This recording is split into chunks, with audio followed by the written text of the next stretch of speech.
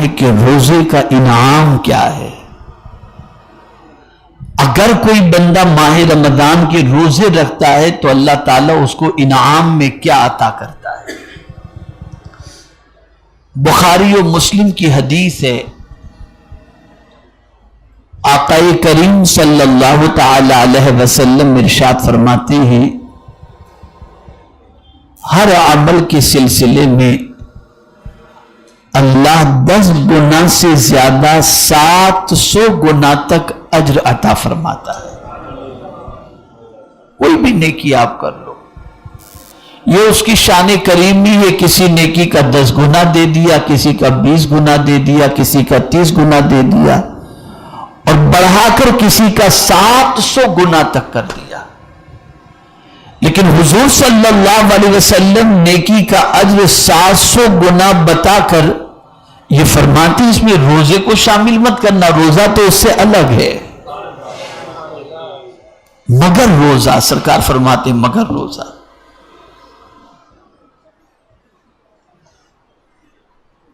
اس لیے کہ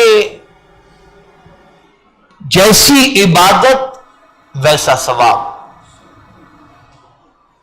خالص اللہ کا بندہ اللہ کی رضا ہی کے لیے اپنی خواہشات اور بھوک اور پیاس کو کنٹرول کرتا ہے، کسی کے ڈر سے نہیں.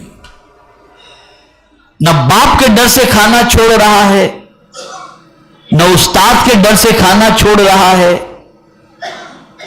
نہ پیر صاحب کے ڈر سے کھانا چھوڑ رہا ہے، نہ مار کے ڈر سے کھانا چھوڑ رہا ہے. کسی کے ڈر سے کھانا نہیں چھوڑ رہا. اور روزہ رکھنے والے کے لیے سی سی ٹی وی بھی نہیں لگایا جاتا کہ چھپ کر کے کہیں کمرے میں تو نہیں کھا لیتا، نہیں. از خود سیلف بندہ چھوڑ دیتا ہے، خود سے چھوڑتا ہے.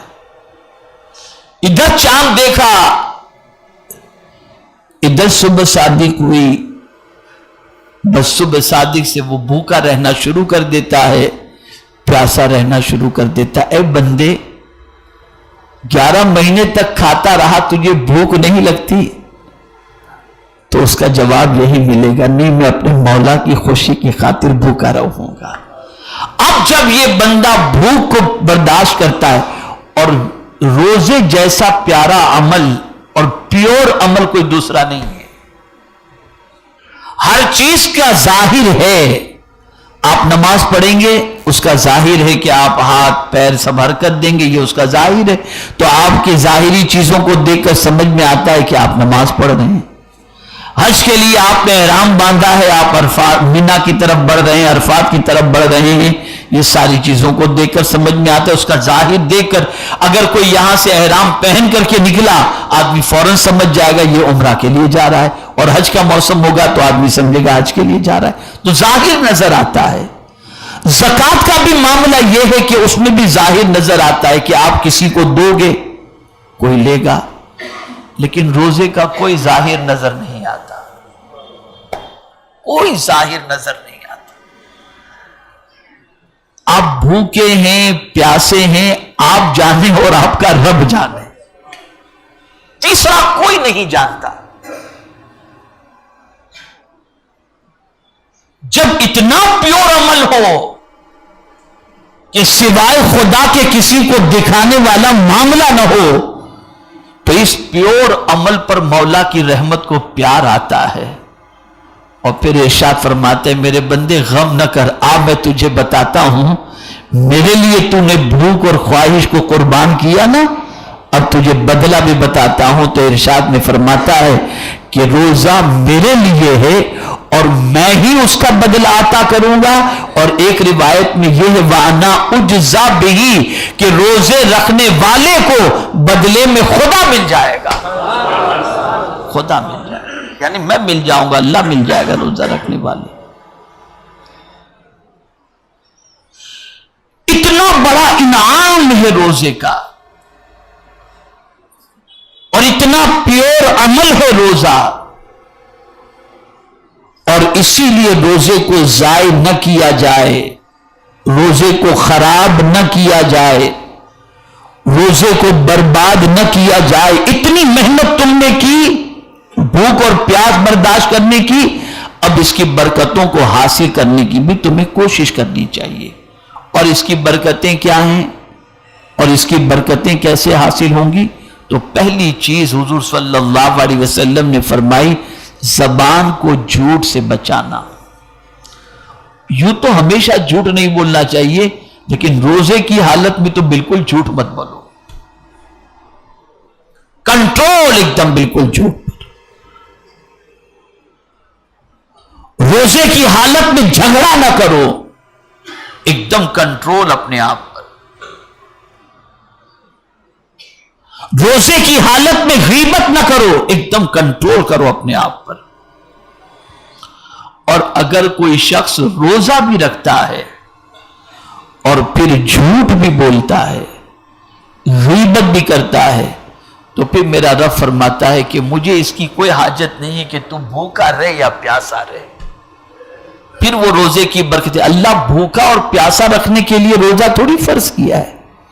روزہ اس لیے فرض کیا تاکہ تم پرہیزگار بن جاؤ، متقی بن جاؤ، تمہاری بری عادتیں نکل جائیں اور تمہیں اچھی عادتوں کا تمہیں عادی بنانے کے لیے روزہ رکھا گیا۔ اب اگر کوئی شخص روزے کی حالت میں جھوٹ سے بچتا ہے، غیبت سے بچتا ہے، جھگڑے سے بچتا ہے، برائی سے بچتا ہے، تو پھر اس بندے کی زندگی نکھر جاتی ہے اور اس بندے کو روزے کی برکتیں ایسی نصیب ہوتی ہیں کہ ماہ رمضان کے گزر جانے کے بعد بھی وہ اپنے آپ کو برائی سے بچانے کا عادی بن جایا کرتا ہے۔ تو روزہ بہت اہم عبادت ہے، اور ماہ رمضان المبارک کے روزوں کی عظمتوں کا کیا کہنا، وہ اگلے سال کے گناہوں کو معاف فرما دیتا ہے۔ اور اس کی تاثیر یہ ہے، اس کی تاثیر یہ، اللہ اکبر، اور اس کی برکت یہ ہے کہ آقا کریم صلی اللہ علیہ وسلم نے کتنا پیارا انعام بتایا۔ میرے آقا صلی اللہ علیہ وسلم فرماتے ہیں کہ روزے دار کو اللہ 2 خوشیاں عطا فرماتا ہے۔ کتنی خوشیاں؟ 2 خوشیاں۔ ایک خوشی اسے افطار کے وقت ہوتی ہے، یہ تو دنیا میں ہو گیا۔ اب آپ دیکھیں روزے دار کی پوزیشن یہ ہوتی ہے کہ افطار کا وقت آتا ہے تو اسے خوشی ہوتی ہے نا کہ چلو میرا روزہ پورا ہوا، یہ نہیں کہ مجھے کھانے کو مل رہا ہے، الحمدللہ میرا روزہ پورا ہوا۔ تو وہ افطار کے وقت جو اسے خوشی ہوتی ہے، یہ دنیا کی پہلی خوشی ہے۔ اور دوسری خوشی جانتے ہیں، کوئی درمیان میں دوسری باتوں کا تذکرہ نہیں، ڈائریکٹ دوسری خوشی اللہ کے رسول صلی اللہ علیہ وسلم فرماتے ہیں کہ روزے دار کو دوسری خوشی یہ نصیب ہوگی کہ اسے مولا کا دیدار نصیب ہو جائے گا۔